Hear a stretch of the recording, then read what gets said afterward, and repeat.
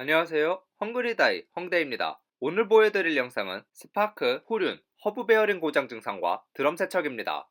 이 차량은 허브 베어링이 어셈블리로 나오지 않고 베어링만 판매를 하여 베어링 분리에 실패하여 드럼 세척으로 우회하였습니다. 하지만 베어링을 빼고 넣는 장면만 없을 뿐 필요한 나머지는 모두 있으니 충분히 참고가 되실 것입니다. 스파크의 경우 뒤쪽이 토션빔으로 가로지르고 있어 유압잭으로 이 토션빔의 가운데를 들어올려 한 번에 작업이 가능합니다. 작업 시 안전을 위하여 말목을 양쪽으로 설치해줍니다. 유압잭을 놀게 만들 수는 없으니 말목의 높이에 맞춰 살짝 받쳐줍니다. 차량을 띄우고 바퀴를 돌려보면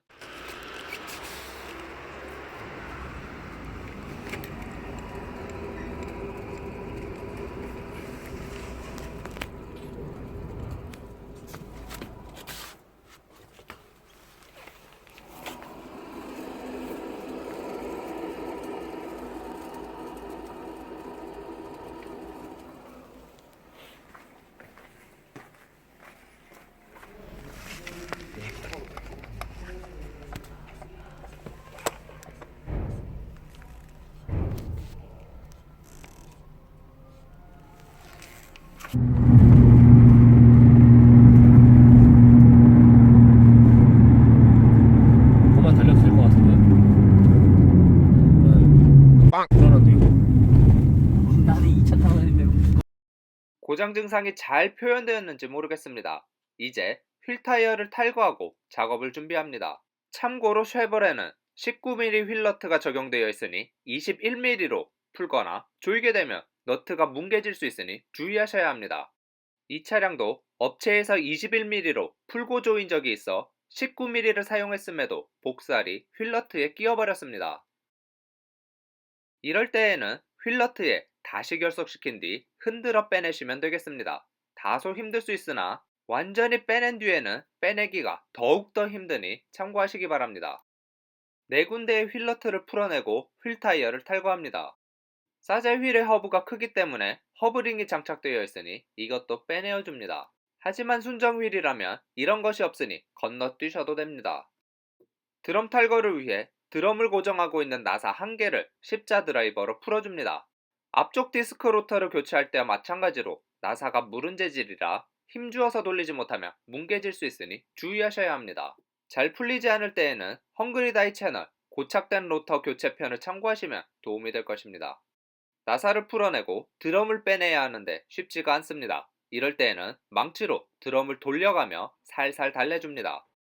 그리고 일자 드라이버나 리무버로 드럼과 뒷면 사이를 벌려주는데 한쪽만 벌리면 안되고 살살 돌려가며 여러 군데에 유격을 만들어줍니다. 드럼이 흔들리기 시작하면 손으로 흔들어가며 힘주어 빼내어줍니다. 그러면 내부에 이렇게나 많은 브레이크 패드 분진이 모여있는 것을 확인할 수 있습니다. 드럼 내부는 외부에 노출되어 있지 않기 때문에 분진 및 열 배출이 원활하지 않습니다. 그래서 분진이 내부에 쌓일 수밖에 없으므로 주기적으로 세척해주면 여러모로 좋을 것입니다. 드럼 내부 세척은 에어로 불어주거나 클리너로 구석구석 뿌려주면 많은 이물질이 흘러내리게 됩니다. 이때 방청윤활제를 사용하시면 절대로 안되겠습니다. 세척을 마치고 더스트 캡을 열어보면 코킹 너트가 보입니다. 코킹 너트의 바깥쪽은 얇은 금속으로 되어 있어 풀림 방지를 위해 스핀들 가운데에 있는 홈 쪽으로 찌그러져 있습니다. 그래서 코킹 너트를 풀기 위해서는 이 찌그러진 부분을 일자 드라이버나 정으로 바깥쪽으로 펴주셔야 합니다. 32mm 복살로 코킹 너트를 시계 반대 방향으로 돌려 풀어냅니다. 휠 너트를 풀어낸 이력으로 쉽게 작업이 가능하실 것입니다. 드럼 브레이크 작업 시 절대 주의하셔야 할 것이 있습니다. 주차 브레이크를 사용하거나 브레이크 페달을 밟으시면 절대 안됩니다. 왜 안되냐고요? 극단적인 한마디만 드리자면 브레이크 피스톤이 펑 터질 수 있습니다. 그럼 견인해 가야 합니다. 그렇게 되면 손실이 이만저만 아닙니다. 헝대는 사고 꽤나 쳤었습니다. 코킹 너트만 풀어내면 허브 베어링 어셈블리가 스핀들에서 쉽게 빠져나옵니다. 현재 이 베어링에서 소리가 나고 있는데 이를 빼내려면 반대편 이곳의 스냅링을 빼내야 합니다. 스냅링을 빼내려면 이렇게 생긴 스냅링 플라이어를 사용하셔야 편하게 작업이 가능합니다. 롱노즈와 같은 것으로 작업하시려면 크나큰 인내심과 긴 시간이 필요하니 작업에 참고하시기 바랍니다. 이 영상을 촬영할 때 헝그리 다이어 박 사장님과 노노님 그리고 헝대가 같이 스냅링 플라이어 없이 롱노즈로 빼낸다고 남자 셋이서 허브 베어링에 빼곡히 머리 맞대고 30분 이상을 엎드려 있었습니다. 그래서 동네 철물점 가서 당장 구매해온 뒤 20초 만에 탈거하는 영상입니다. 윤활과 세척을 위해 WD-40을 마구마구 뿌려주고 있습니다. 이때까지만 해도 쉽게 베어링을 교체할 수 있을 줄 알았습니다. 망치로 때리면 쉽게 탈거가 될 줄 알았는데 옴짝달싹하지 않습니다. 아무리 세게 쳐보아도 움직임이 전혀 없습니다. 그 뒤 차량의 무게를 이용해서 눌러보았지만 이마저도 요지부동입니다. 마침 헝그리 다이어 박 사장님도 계시겠다. 스카이 차량의 트리거로 누르면 되겠지 하고 시도해보았습니다. 눌러봐.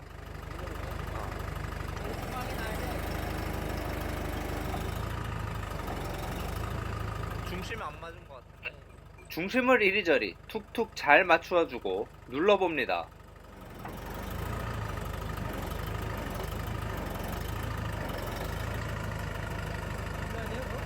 안 빠지는데? 아니야 빠져 내가.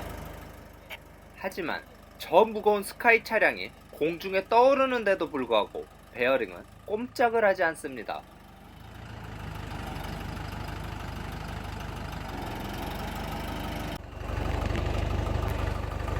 올려봐요. 바닥에 나무를 대고 위에도 나무를 대고 온갖 방법을 동원해 보아도 빠지지 않습니다. 일요일이라 프레스를 쓸 수 있는 곳도 없습니다. 이대로 베어링을 빼내는 것을 포기합니다.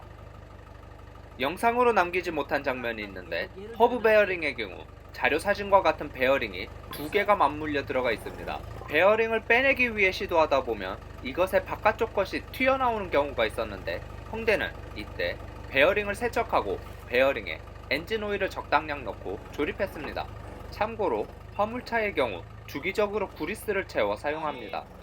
다행히 베어링에 물리적 파손이 없어 그런지 세척 후 엔진 오일 윤활로 현재 이상 없이 주행 중입니다.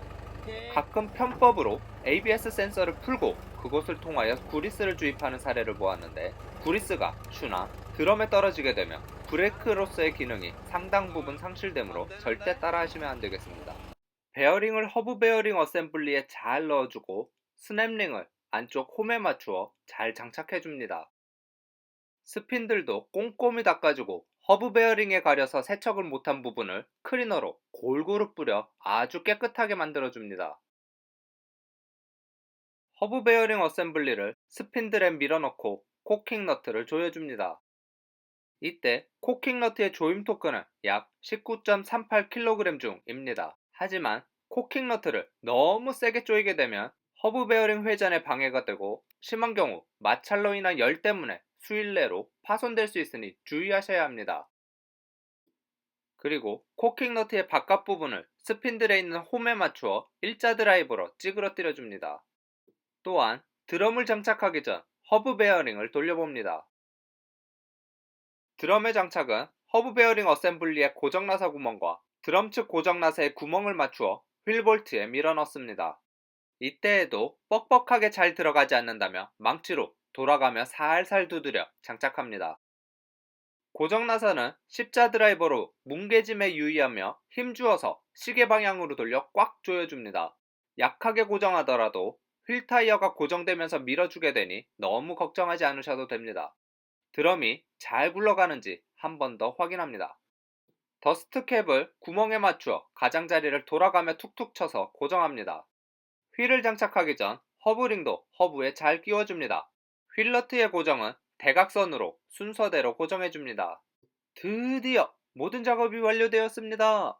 베어링을 교체하지는 못했지만 세척만으로도 현재 이상 없이 주행을 하고 있습니다. 하지만 베어링에 물리적인 손상이 있다면 세척, 윤활을 하더라도 증상이 다시 생길 수 있습니다. 또한 드럼 브레이크는 보신 바와 같이 분진이 드럼 내부에 남아있게 되어 열방출을 더욱 불리하게 만들고 브레이크 소음을 유발할 수 있습니다. 또한 지금과 같이 베어링에 침투하여 주행 소음도 낼 수 있으니 주기적인 세척은 드럼 브레이크의 상태를 항상 최상으로 유지시켜 줄 것입니다. 오늘도 수고 많으셨습니다.